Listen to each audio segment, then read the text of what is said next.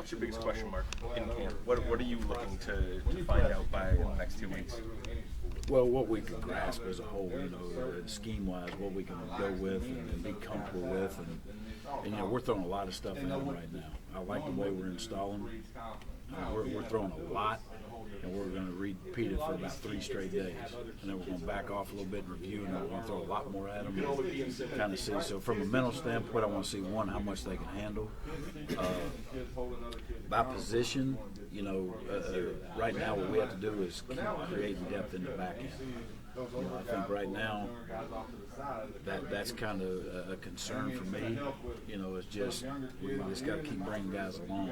We've got plenty of experience, at linebacker. I think up front we've got a ton of guys who played, and then with the addition of Shaq Riddick,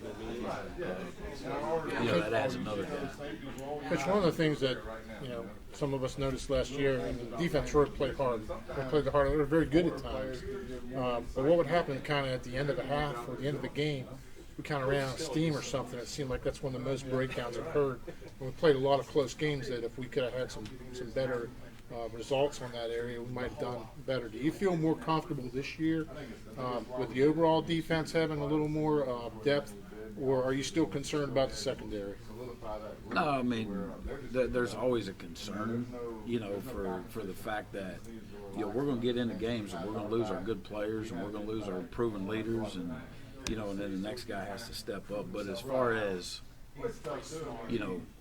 where we're at from a year ago, I mean, Carl Joseph's a year better, Isaiah Bruce a year better, Brandon Golson's a year better. So anytime you bring that many guys back that have played, you feel confident about what you can do as a defense. And our kids, the one thing that we never ever questioned last year was our effort. And that was always there, whether it was we were getting beat up at Baylor or Maryland or wherever it may have been, and we felt that our kids kept playing hard. Now, is that good enough? No. Obviously, we want to change some things, and the whole deal that Coach Holgerson implemented back in the spring, is we got to finish.